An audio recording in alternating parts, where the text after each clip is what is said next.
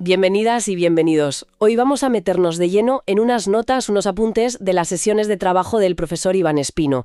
Vamos a explorar un poco sus ideas sobre composición, sobre arreglos musicales. Suena interesante. Sí, la verdad es que el material es denso. Tiene mucha miga técnica, pero también reflexiones sobre qué es la música, ¿no? Vamos a intentar sacar lo esencial, esas ideas clave que Iván parece repetir en sus clases, para todos los niveles, tanto para quien empieza como para quien ya controla más de armonía. Vale. ¿Nos lanzamos a desgranar esto? Venga. Sí, porque lo que se ve mucho en esas notas es como una búsqueda constante de equilibrio entre la técnica, lo puramente correcto, y eso otro, la musicalidad. Eso que hace que algo, pues, simplemente suene bien. Que funcione. Exacto. Veremos cómo, según él, se toman esas decisiones.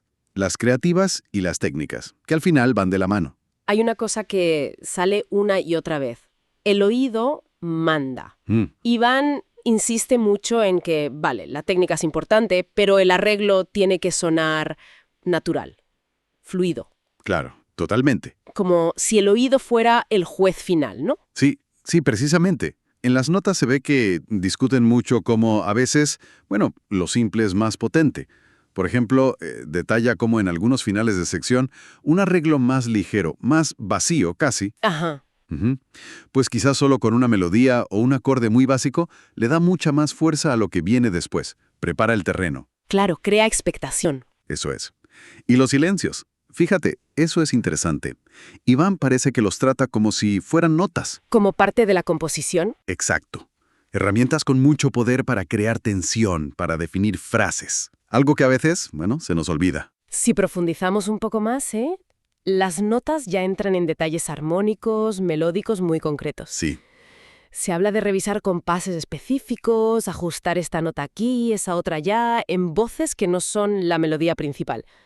A ver, ¿cómo podemos entender esto sin la partitura delante? Buena pregunta.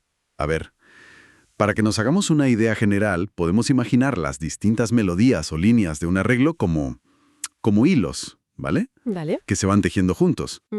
Según se ven las notas de Iván, esos hilos tienen que moverse con cierta lógica, sin saltos raros, que suene fluido, que el tejido sea coherente. A veces, y pone ejemplos discutiéndolo con algún alumno, cambiar una sola nota en una voz interior, una que está ahí en medio, sí, pues resulta que hace que el acorde global suene mucho mejor, que encaje, define la armonía de forma más limpia, más clara. A lo mejor era un bemol en vez de un natural, un pequeño detalle. Entiendo. Un pequeño cambio que afecta al todo. Eso es. Y luego, para quien ya está más metido en armonía... Ajá, para los más avanzados. Claro. Las notas muestran la importancia enorme que Iván le da a las notas guía. La tercera y la séptima, ¿no? Principalmente, sí, la tercera y la séptima de cada acorde. Insiste mucho en que seguir esas notas, trazar una línea con ellas, da una claridad tremenda a la progresión. No es solo poner acordes uno detrás de otro. Exacto. No es solo vertical, es cómo se conectan horizontalmente. Cómo fluyen las voces. También analiza usos de tensiones, añadir una séptima mayor aquí, una cuarta allá, para dar color, ¿sabes? Y cómo trabajar los acordes dominantes. Ah, sí, eso también lo menciona. Sí, cómo clarificarlos o incluso alterarlos con cromatismos para conseguir ese sonido un poco más, moderno, como él dice. Sobre todo en finales, en cadencias. Pero siempre justificándolo por el sonido. Siempre. La teoría es una herramienta, pero el oído decide. Eso queda clarísimo. Claro, conseguir esa fluidez, esa claridad, no es solo sentarse a pensar en teoría. Las notas también reflejan el curro práctico, ¿verdad? Muchísimo. Se habla de organizar bien los archivos de los proyectos. Lo típico, sí. De cómo manejar ciertos programas, software de producción, incluso problemas técnicos, Que si un instrumento virtual no carga, que si las pistas MIDI no se exportan bien. El día a día del músico con tecnología. Exacto. Y un punto que a mí me parece muy revelador de su filosofía, y que sale en las notas, es su actitud frente a las fuentes. ¿En qué sentido? Pues menciona explícitamente que a veces hay que corregir transcripciones o arreglos que ya existen, incluso si vienen de fuentes con buena reputación. Ah, mira. Si su oído le dice que algo no funciona, que musicalmente no es convincente, lo cambia. O sea que el objetivo final es que suene bien. Exacto. Y eso a veces implica adaptar o mejorar, entre comillas, el material original, la musicalidad por encima de la fidelidad ciega a una partitura. Tiene lógica. Y eso conecta con otra cosa que repite mucho: la práctica. Fundamental. Hay un consejo que da a sus alumnos: trabajar arreglos solo a 2 o 3 voces. Sí, eso sale varias veces. Parece un método clave para él. Dominar esa escritura más desnuda, ¿no? Para asegurar que las voces se mueven bien, con claridad. Eso es. Antes de meterse en texturas más gordas, más complejas. Construir desde una base sólida. Bueno, pues si tuviéramos que resumir, sacar las claves principales de estas sesiones de Iván Espino, ¿con qué nos quedaríamos?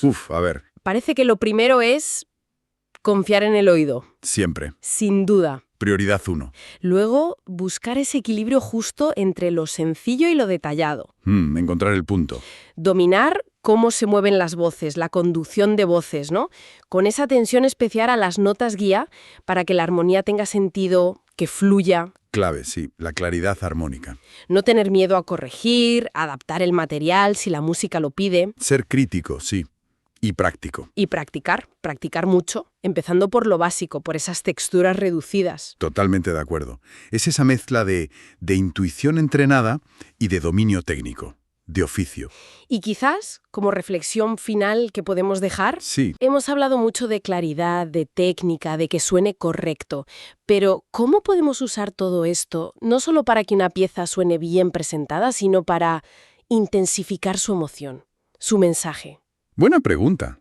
¿Qué decisiones de armonía, de ritmo, de textura tomaría un arreglista siguiendo esta filosofía para que la música cuente su historia de una forma aún más profunda, más potente? Ahí está. Ahí es donde la técnica se cruza con el arte, ¿no? Cómo usar esas herramientas no solo para construir, sino para emocionar, para comunicar algo más allá de las notas. Es el gran reto del arreglista, yo creo.